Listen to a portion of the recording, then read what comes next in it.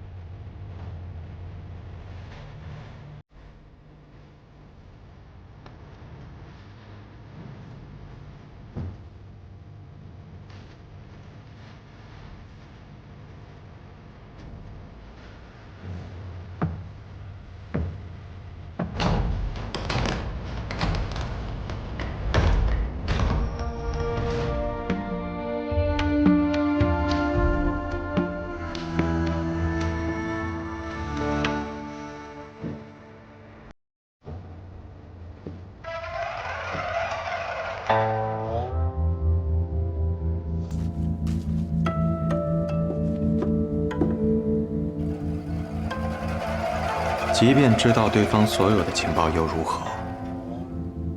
他还是天下第一，你们还是对付不了他。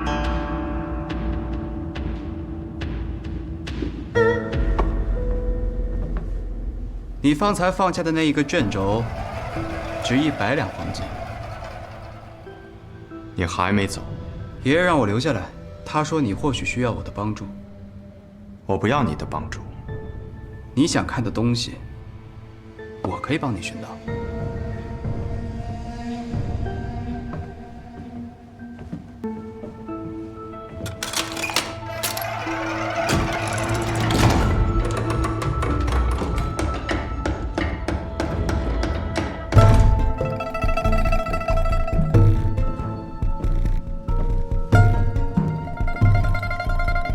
白小堂，剑心中，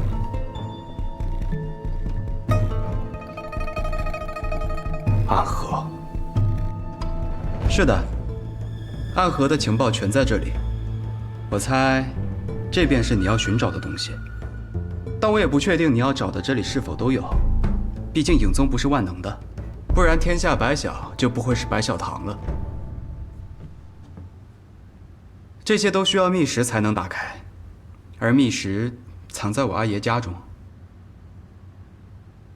我有。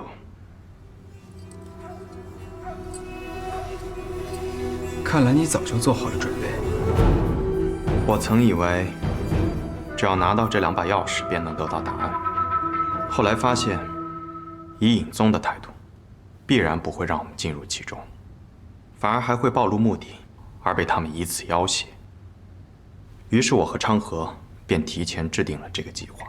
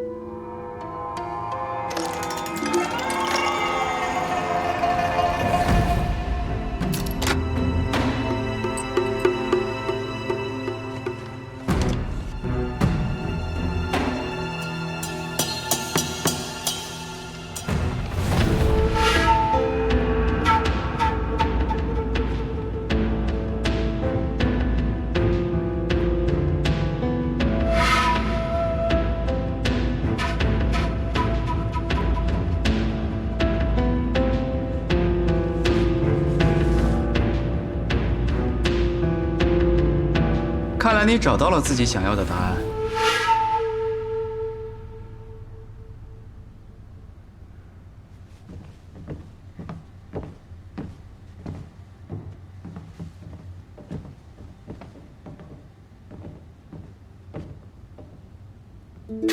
怎么？落了些东西，在这儿等我。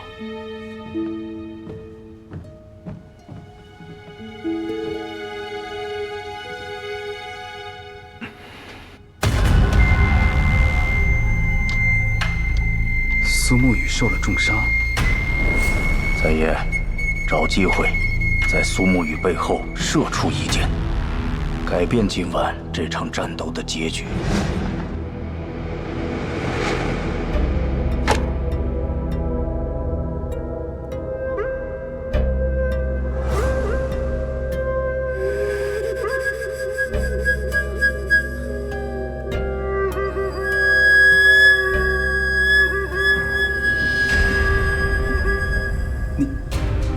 你去寻了什么东西？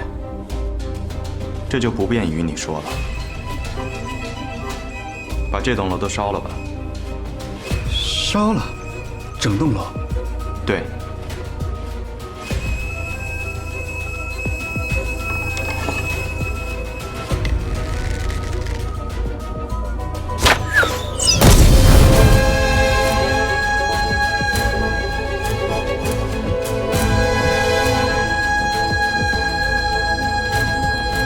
方才露出的破绽是故意的。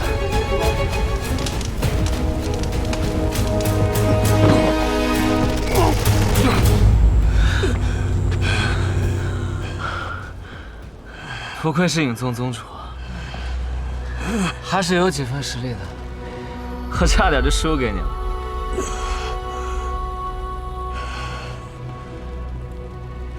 一切终于都结束了。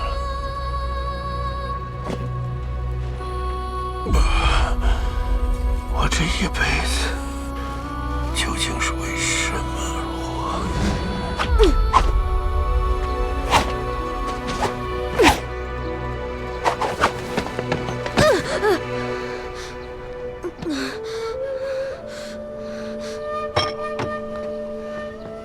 起来！你这个懦夫，将来要怎么样重振影宗？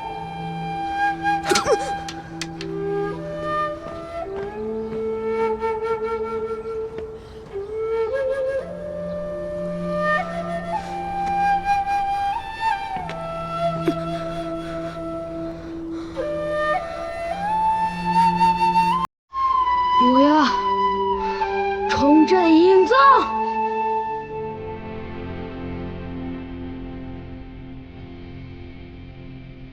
我不是什么影宗复兴的希望，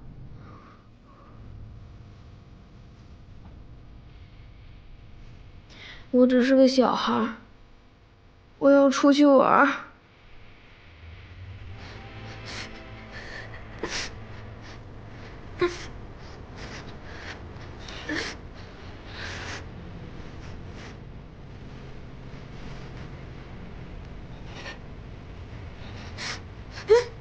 少宗主，老宗主已死，请少宗主接任宗主之位，重振影宗。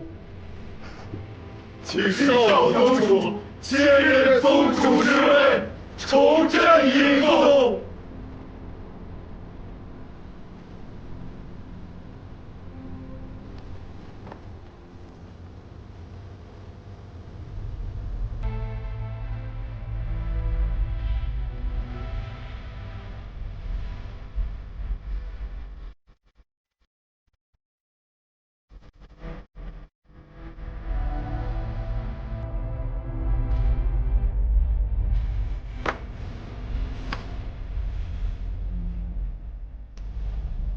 从那天起，我成为影宗有史以来最年轻的宗主。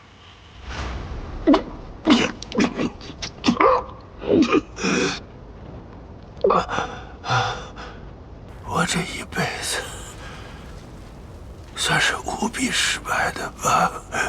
影宗不仅没有振兴，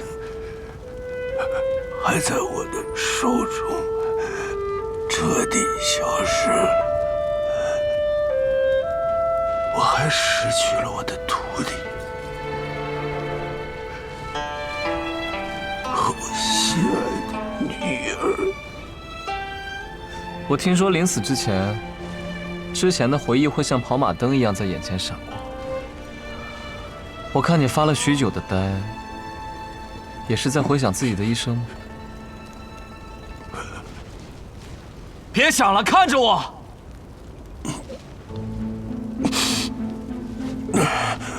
来呀，你动手啊！啊！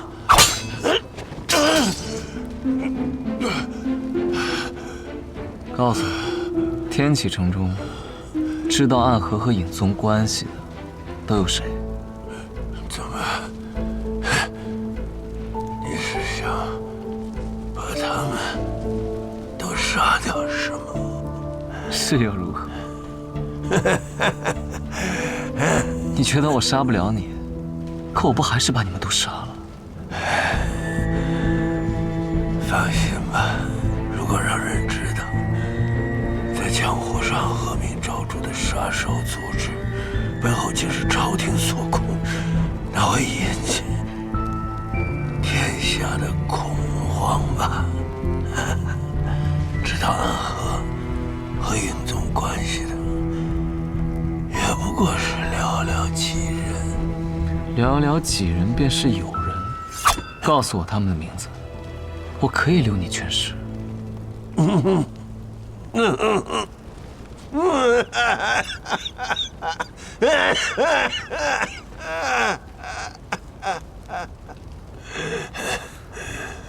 怎么样？找到你想要的东西了吗？找到了。这老头怎么处置啊？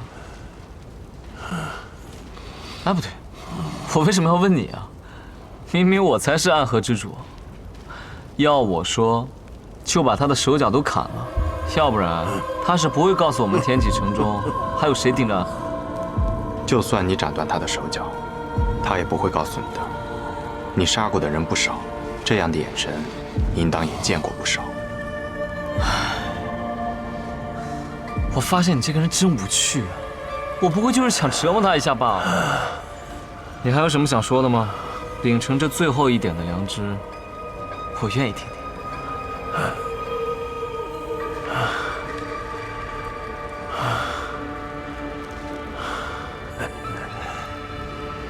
是影子，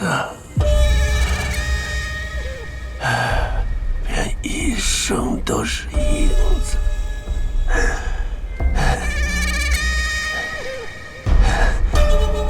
影子，若是想走到阳光下，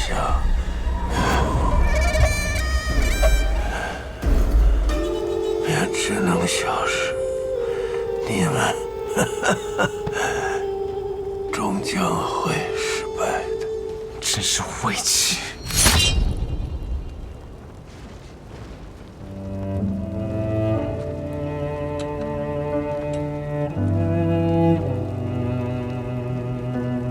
苏沐雨，今天我们也算是大获全胜，我请你到碉楼小筑上去喝上一杯。我们烧的不仅仅是影宗，还是明面上的国丈府，得立刻离开天启城才是。影子若想走到阳光之下，便只能消失。那影宗不再成为影宗，而拥有了国丈府的身份，这是不是就是所谓的影子到了阳光之下？所以，义卜刚刚说的那些话，不仅是在诅咒我们，也是他现境的写照。你在想什么？没什么。宇哥，哎，到底谁才是大家长啊？怎么一上来都不叫我一声啊？你们碰上的那群喽啰，如何了？昌黎他们在处理尸体，风小司仪式结束了，七刀叔就先回去了。至于穆此林那边，他说他要先回客栈疗伤。等宇哥处理完之后，去给他把毒解了。自此之后和暗河便无任何瓜葛。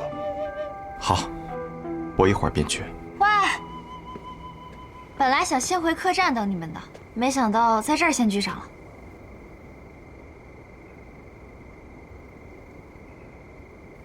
你又乱来。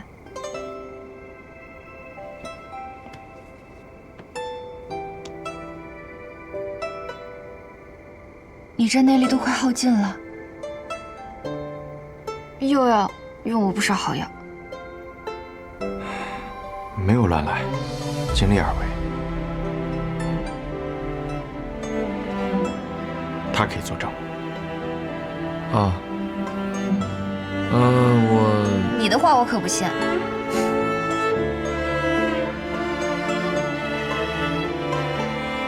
我和雪薇去昌黎那边看看，若是已经处理完成，我们俩就先回本家了。小神医，上回要杀你，对不住。无妨无妨，立场不同罢了，不必介怀，都是过去的事儿。再会，再会，再会，快滚！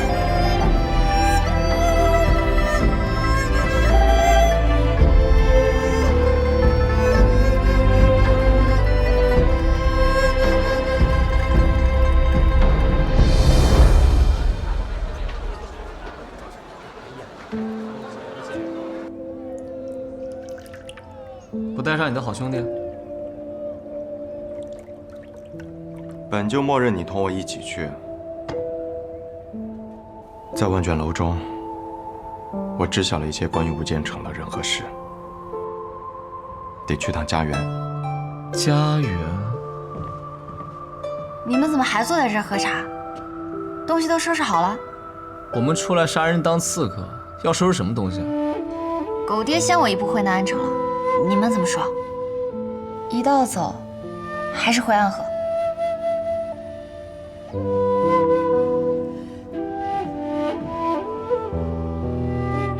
我有些事需要处理，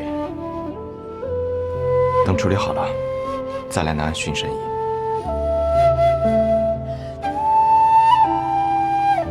好。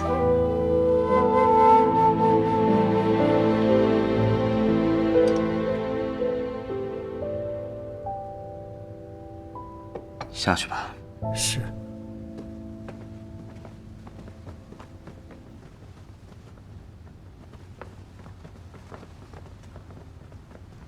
陛下，这么早来巡谷，是有什么事吗？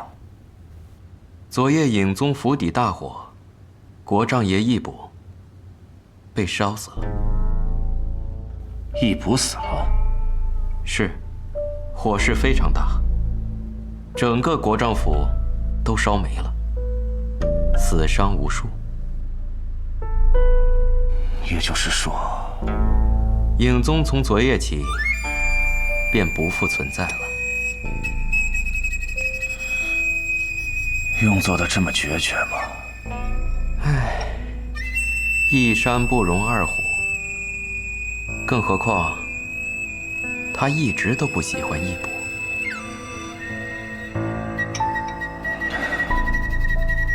真的是他做的吗？昨天有密报传到宫中，说他昨晚并不在自己府中。做的这么决绝，倒不似他的做事风格。可是我们的这个王爷，也和以前很不一样了，不是吗？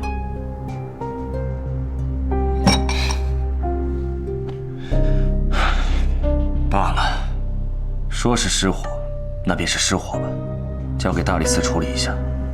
遵旨。宣妃那里知道这个消息了吗？今日一早，七皇子殿下便进宫了。现在想必宣妃娘娘也该知道了。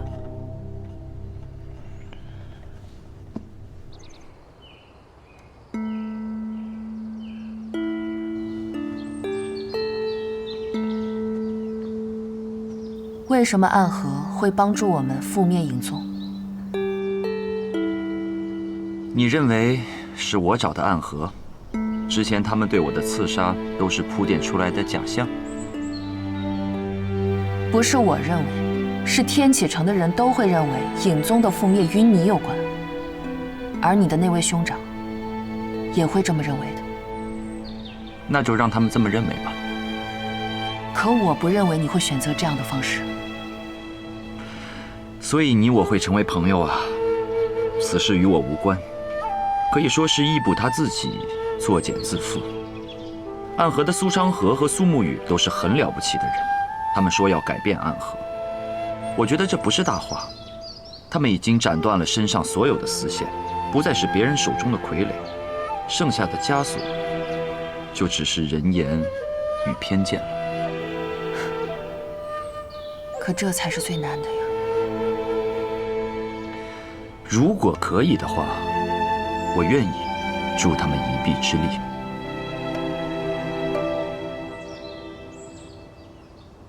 苏沐雨，苏沐雨，咱们一起去听曲儿啊！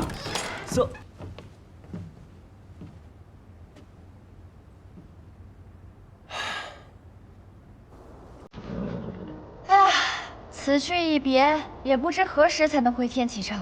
希望再次回来之时，能真正心无旁骛地走在长街之上吧。是心无旁骛的走在月芳之中吧？那是你父亲所想。你这个臭小子，又在开哲叔的玩笑。昌河，我们一定能实现我们的理想吧？你那也叫理想？别人的理想都是当为国为民的大将军，或者是拯救苍生的剑侠客。你，你只是想做一个普通人啊。那你呢？你的理想可以被称为理想吗？那是自然。我不仅要带领暗河走到那阳光之下，我更要成为那光芒。好，那我便做你的剑。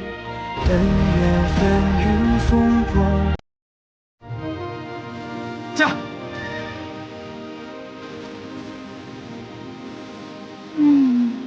那我去为你们疗伤吧。要是医不好的话，就只能让我爹给你们搜丝喽。好，一言为定。一言为定。哟。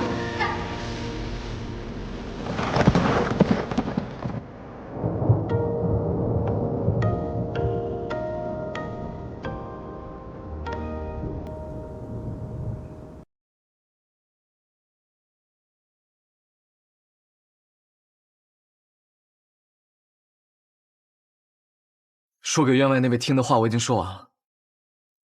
苏沐雨，我们该执行自己的计划了吧？昌河，我无法背叛大家长。愚蠢！这次三家铁了心要谋你，我会为你铺好路，你只需要做好握住绵龙剑的准备。你怎么这么多年了还没有明白这个道理啊？你永远都是这么天真。大家长与我二人皆有恩情。恩情？他们培养我们是为了替他们去杀人，我们之间并不存在这可笑的东西。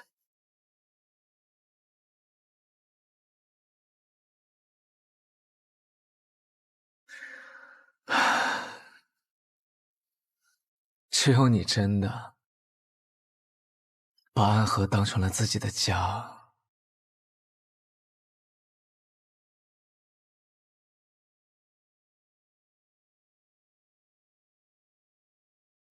而我却始终做不到这一点。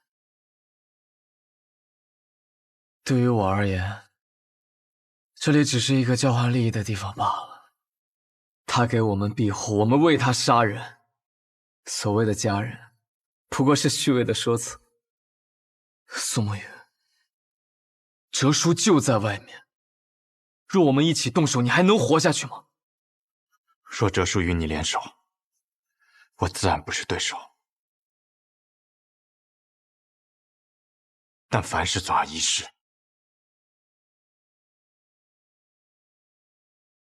你要是说得通，你就不是苏沐雨。我真傻，和你白费这么多口舌。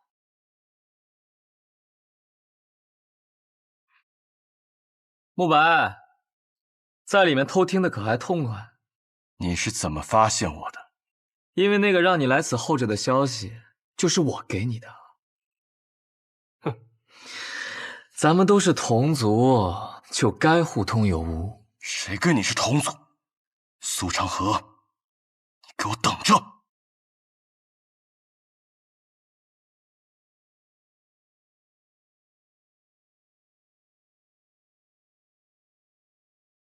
长河，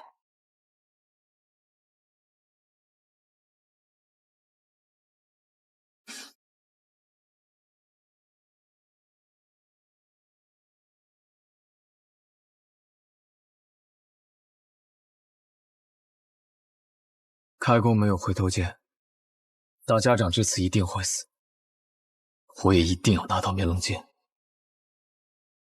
所以，好好想一想我们当年的约定吧。苏沐雨，你去做暗河的魁，以后成为大家长，统帅三家，而我留在苏家，继承苏家家主之位。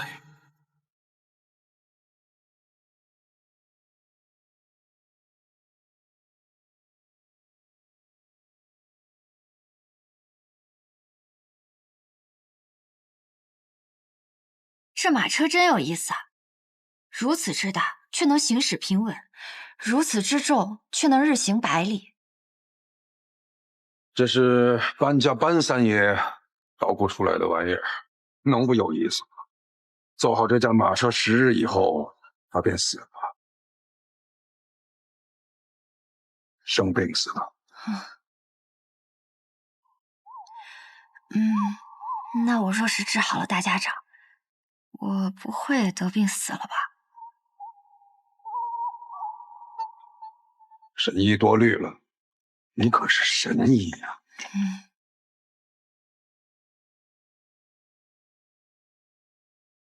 暗河之乱已经开始，不出10日，我们便会得到一个结果，让暗河的水蔓延整个江湖，涌入天启。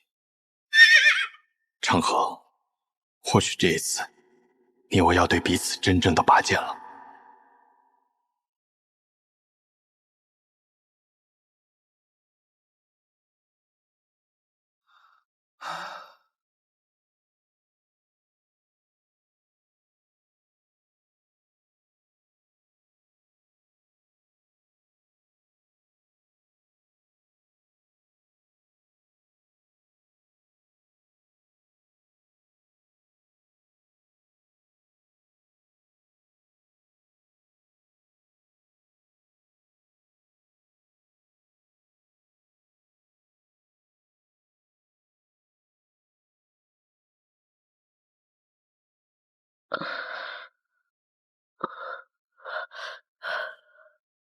这么多年为我点灯的童子，他是唯一一个任务结束还能够活着的。要带他回去吗？不必了。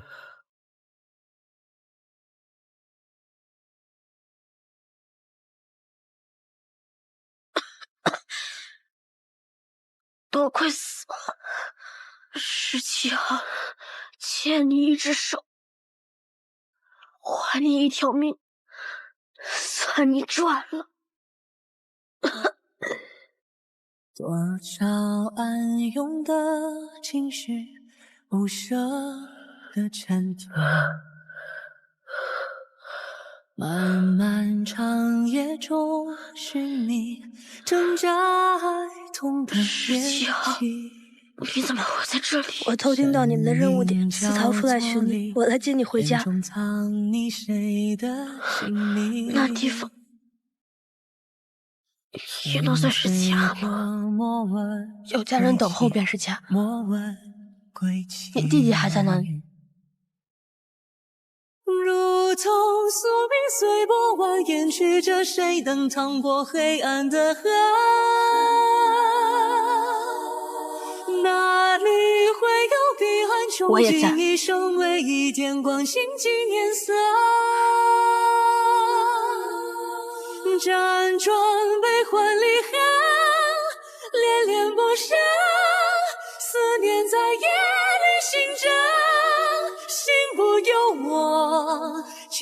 总无法逃脱。怎么总把自己搞得这么狼狈？反正每次你都会及时出现，我狼狈点儿也没什么问题。鬼哭院的试炼马上要开始了，各家主唤我们回去。这一天终于还是来了。哪里会有彼岸穷尽一生唯一点光静静颜色？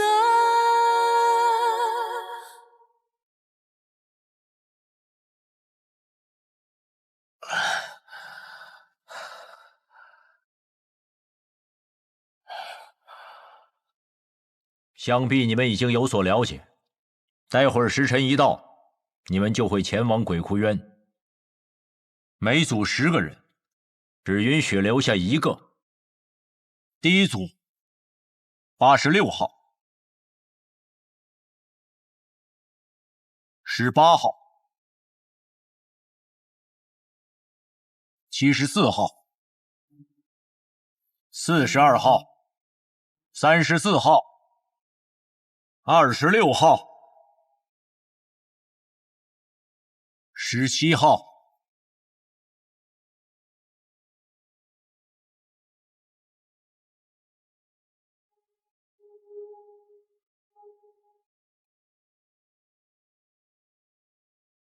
第一组的最后一位，63号、63号。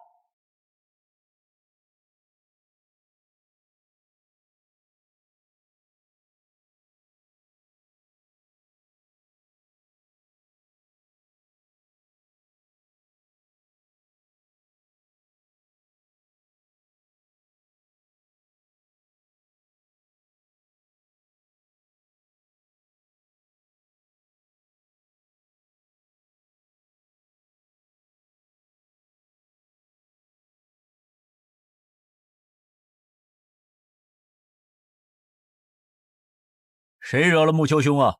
生这么大的气！穆子哲，你明知这2人是我苏家属意的，你这般行事，是要与我苏家为敌吗？别给我扣这么大的罪名，我可不敢。我只是在尽我总教习的职责罢了。职责？不把过强的2个人放在同一组，这是3家都默认的。你就不怕我上报提魂殿吗？等他们情深意重，把彼此看成兄弟的时候，再让他们自相残杀。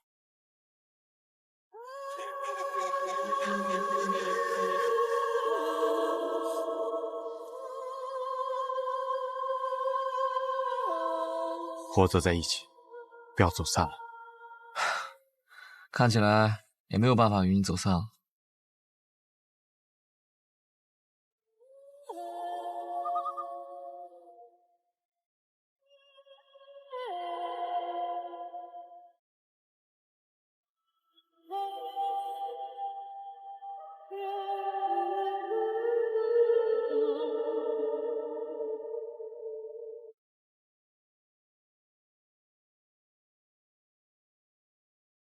全都来了。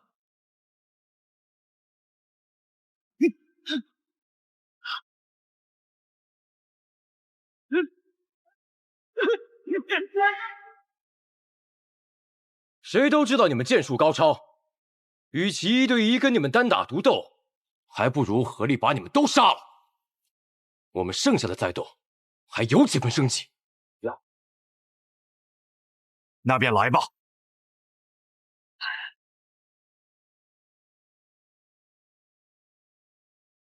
八节制，刀剑合十，攻守戒备，决一切生机。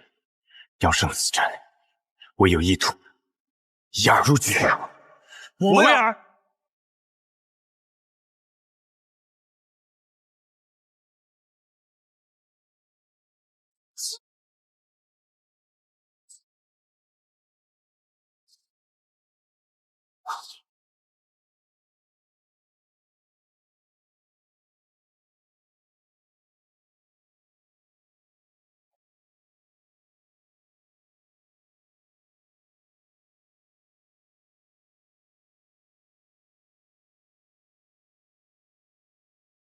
要破八节阵，唯有牺牲一人才能找到突破之口。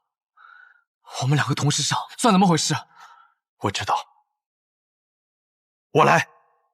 有生于何乡，残风冥冥中汹那我走了。回头望云峰乱岗，闭上眼，月暗之上，谁觉家乡电力长空？等空出世，扭转乾坤。黄羽小子灵根深，走在我脚下，我不寻根。借一生不爱也不恨，经历穿越大河，众生一夜的人满人痕。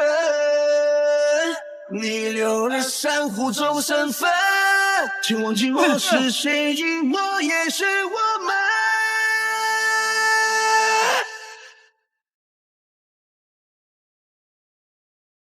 三五一生，世界将无知群像，向这里出滔滔，而雷不活动，风起此反风，你明天真高，江州北风光临千万顷，一流水沙背负来，让心了几万里。刀光剑影出鞘，一波好人仰天长啸，手如履薄冰，谁弹起恨命，传至光明，无悔脚下不胜履。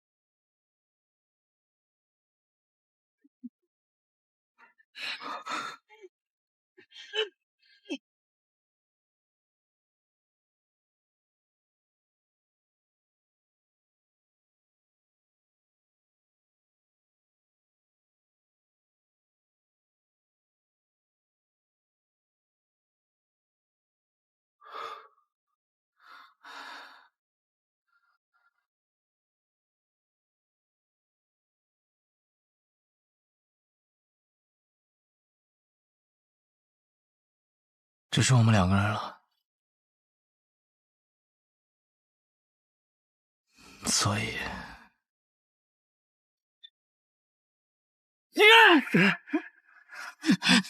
你疯了吗？你这疯子，停下来！我跟你说过，你的恩情，我迟早会还的。我不需要你还。你此前替我做点灯童子的时候，已是还了。暗河的规矩，10个人只有1个人能走出鬼窟园，成为3家之人。你若不成我的情，我们2个人都得死。一定会有办法的。我去和他们说，他们享有最顶尖的资格，而我们俩是他们这些年里遇到最好的种子。他们不会愿意就这么失去我们的。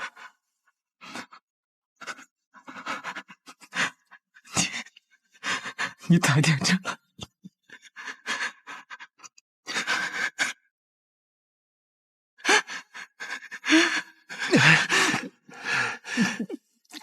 你把手放开！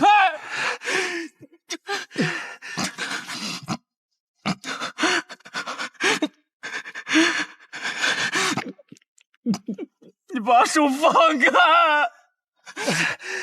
只要足够强，便有资格天真。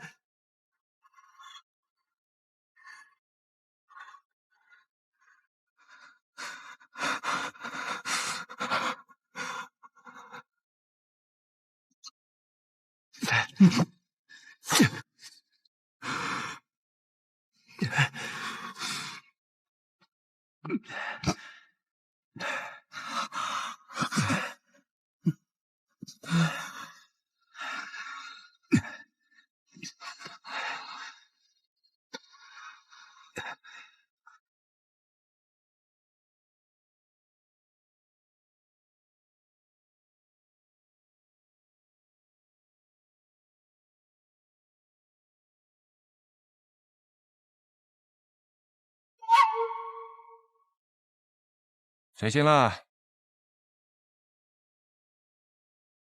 啊，做了一个很长很长的梦，梦到一些很久以前的事儿。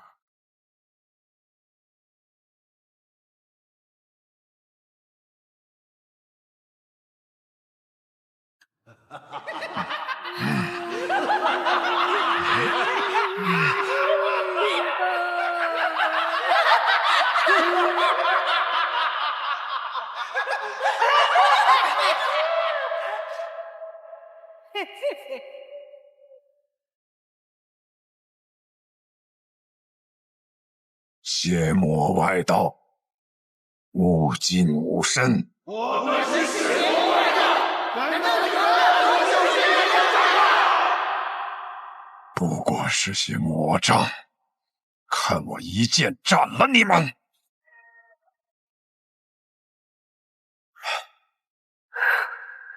我的命啊！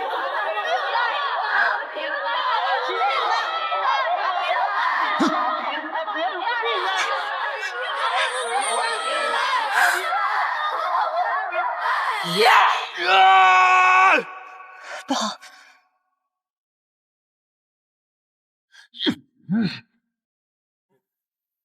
大家长，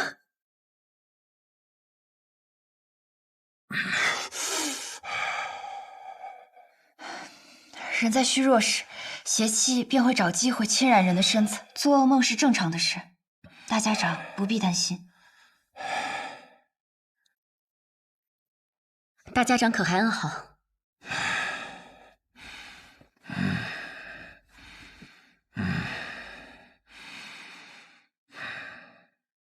毛头，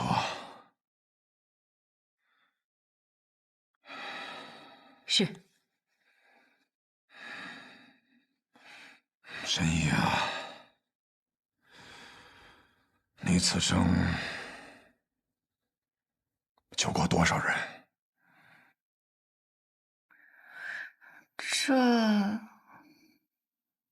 这我哪里记得得？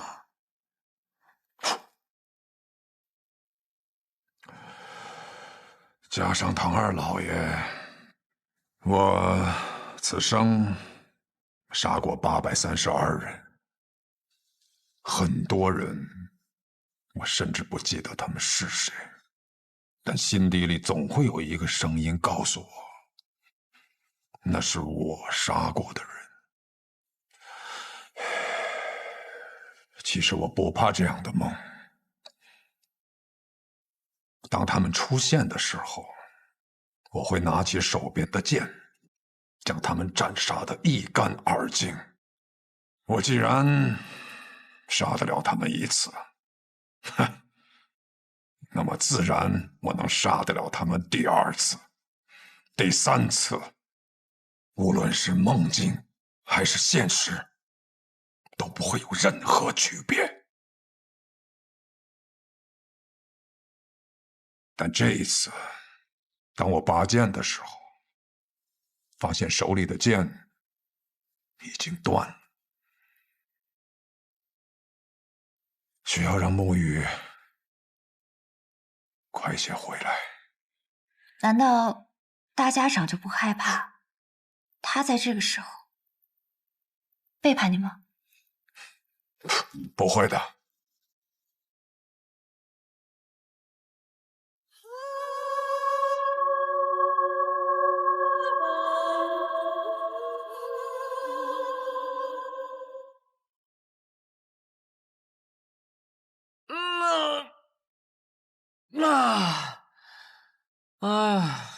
哎呀，坐了许久的马车，累了。小上火，你这个样子能追到鹰，你到底是什么安排啊？追得上。大家长此行北上，无非就是想拖延时间，按照他的手段。老爷子有没有事儿我不确定，但是我们这一批跑腿的，定是要被他清算。所以在我这儿，大家长必须死。然后呢？我对于苏沐雨的安排应当已经到了，让他见见几个故人，拖延一下他追上大家长的时间。驾！驾！驾！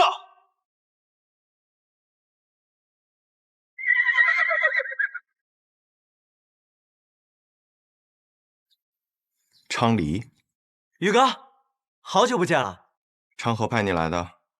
啊，是大哥让我来的。他说让我拦住你，实在不行就哭到你心软。他是不是觉得我不会杀你？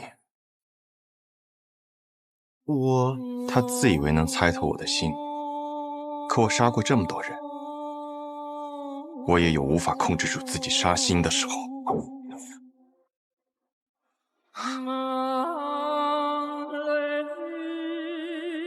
若我想杀你，你早就死了。驾！宇哥。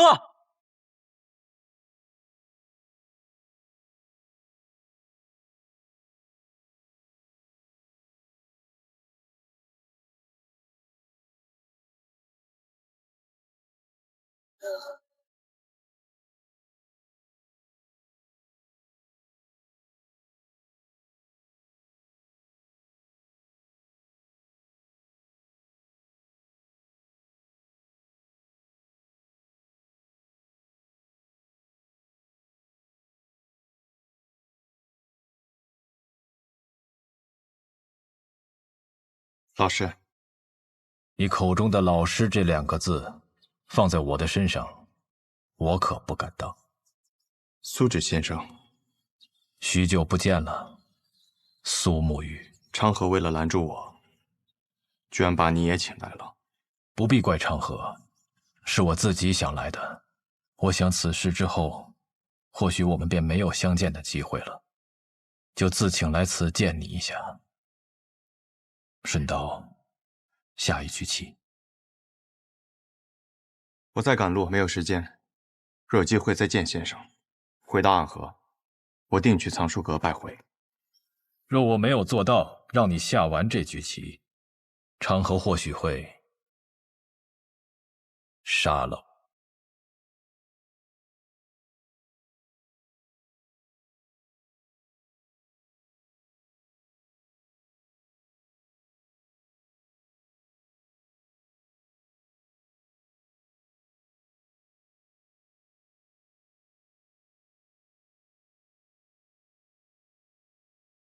先生来此，是想劝我和昌河联手。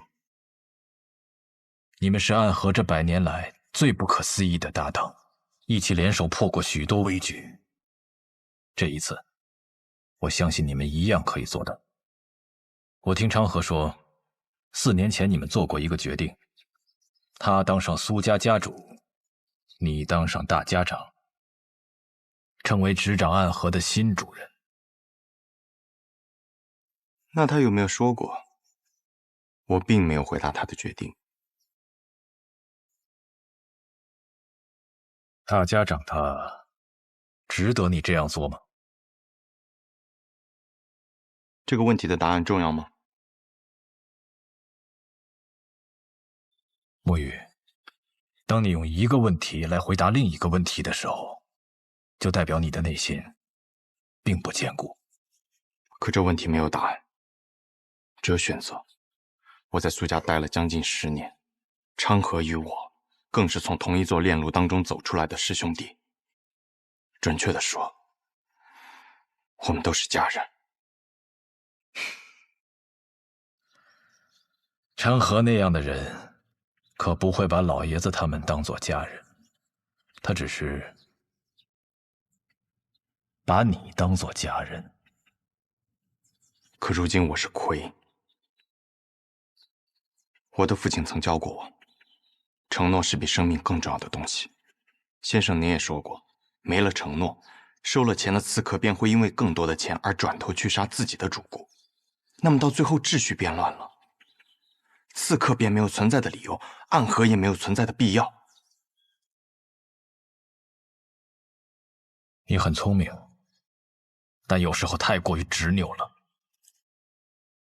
已经沦为杀人的棋子，若心中还不存在点执拗，那么活着也像是死了。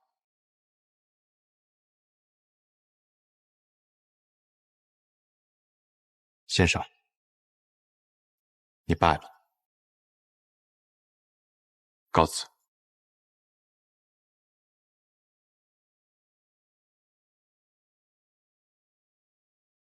宇哥，你赢不了的。三家家主对大家长这个位置觊觎很久，这个机会他们不可能放过。即便大家长最后把生医好了，他们还是会不惜一切代价把他杀了，这是个必死之局。即使死局，那么长河他到底想做什么？他想改变暗河，跨过暗河，便能到达彼岸。彼岸之处不再是长夜，而应有光明。和我们联手吧。大哥的意思是让大家长在一个合适的时机死掉，死之前他把绵龙剑传给你，你执掌暗河，而他则去扫清苏家的障碍，成为苏家家主。到时候其他两家再有不满，你们便联起手荡平暗河。宇哥，抱歉，我有我的选择。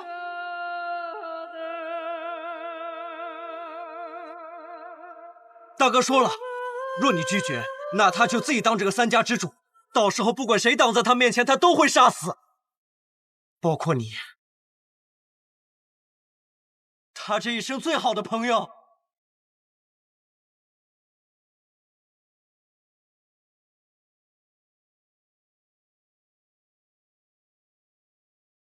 木鱼，道阻且长。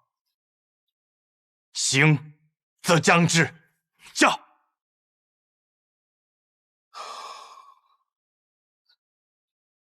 先中毒再解毒，以身试毒。倒是有种不疯魔不成活的意思。只是我不太明白，为了几张银票，神医愿意为我以身试毒？自然是不愿意啊，我又不傻。不过我有一个办法，既能感同身受的了解大家长体内的毒，但同时又不会死。什么办法？移魂大法。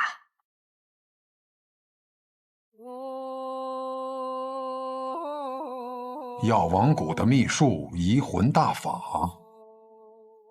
若是一旦对某人施用此法，就能和他无感共识。他的过往和此刻的想法，都无法逃脱施用者的眼睛。若是遇到意志薄弱者，甚至能彻底占据他的意识。我初听到此门功法，还曾感慨，这哪里是医术，分明是邪术。确实，医者行医，治的是人身体里的毛病，而移魂大法却能治人心病。不过我这次对大家长施用移魂大法，为的是彻底去除你体内的毒。至于大家长你心里想的那些嘛，我可以试着不去看。若是一旦施用移魂大法，那我的性命自然是全在我白鹤怀的掌控之中了。就是只要我想，可以随时杀死大家长。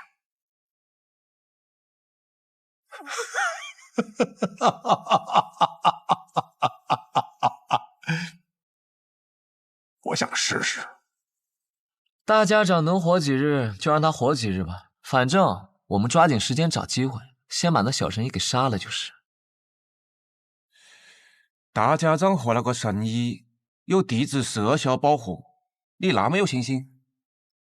哎呀，我派人传了封信，去向了北面那座皇城，里面有一个人出身唐门赫赫有名，是唐二老爷最亲近的弟子。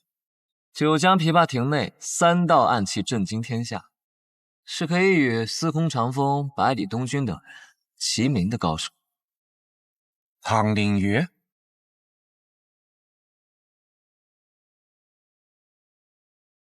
我不知道大家长为什么要杀唐二老爷，但我知道唐二老爷死了，最想报仇的人一定是唐连月。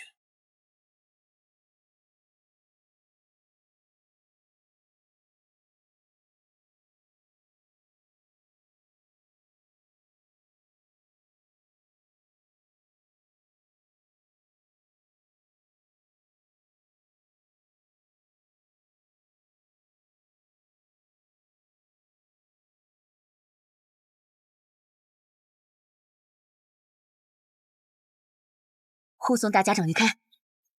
快！是。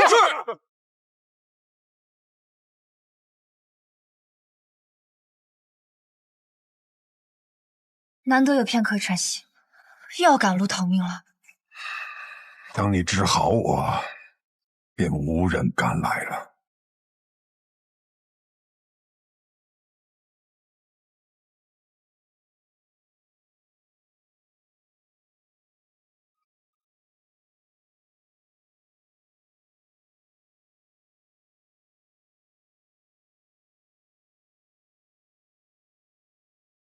找到你们了，暗河。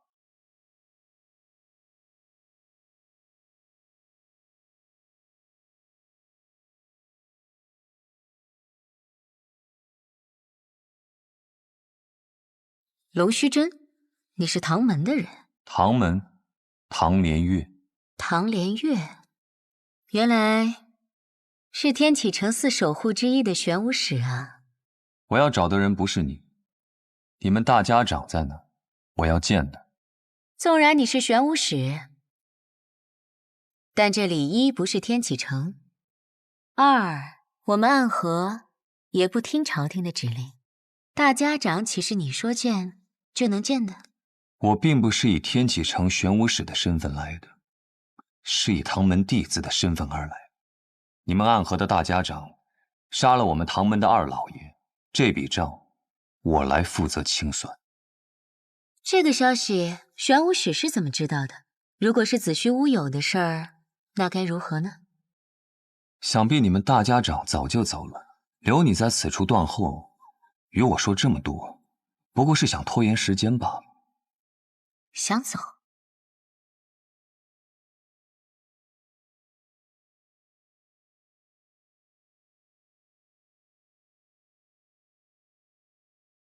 接！这样精妙的暗器手法，这就是白小堂冠绝榜上数1数2的高手吗？荧惑纸蝶和幽冥珠，你是暗河木家蜘蛛女。我不喜欢这个代号。小伎俩，你以为以荧惑纸蝶为掩盖，让这幽冥珠悄悄接近我，你毒丝偷袭，我就不会发现吗？真是自以为聪明的傻子。你在幽冥珠里放了什么？自然是霹雳堂雷家的霹雳子了。你怎么会有雷家的霹雳子？早年执行任务路过霹雳堂，很多雷家的少年郎都曾拜倒在我的石榴裙下，当然是他们双手奉上来讨我欢心的。不过我跟你说这些做什么？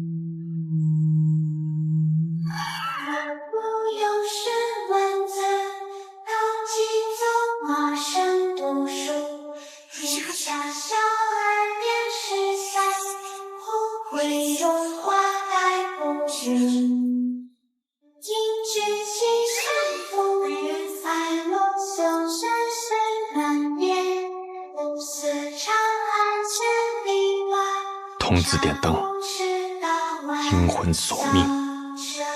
可曾记得昔日也差点做这顶的筒子。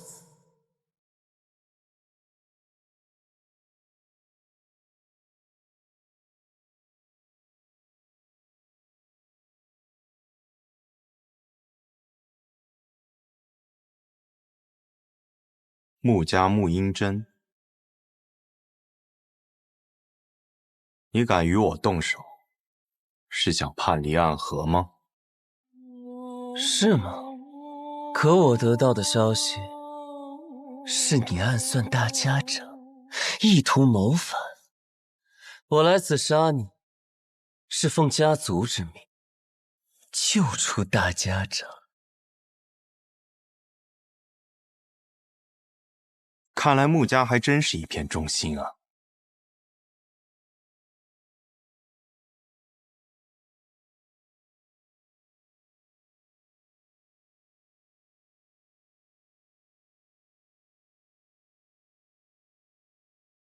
素闻纸伞鬼苏沐雨最强的剑法乃是18剑阵，可看你现在这个架势，似乎是觉得我没有资格同时见识你那18柄剑了。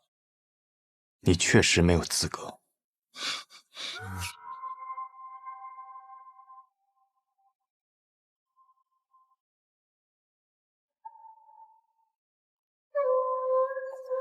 当年本该是你去的，可苏昌河代替你做了这点灯的少爷。按照我的计划，他们应当都要死掉，可他却被你救。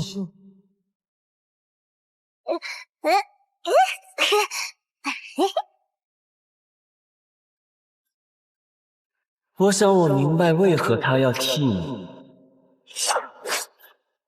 如果当年点灯的人是你，必死无疑。实在没想到，苏家赫赫有名的纸伞鬼，从尸体遍地的炼炉中爬出来的无名者，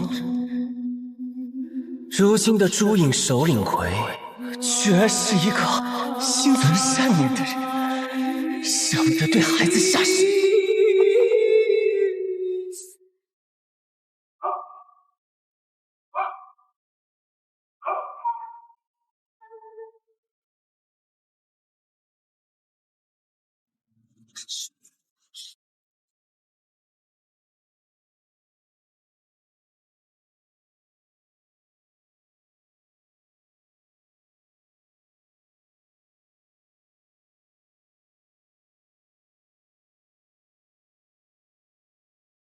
你的剑并没有想象中的快，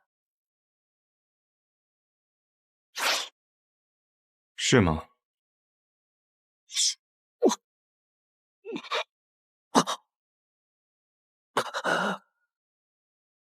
不可能！我明明挡上了那一剑。这世间我想杀死的人不多，但可惜，你便是其中之一。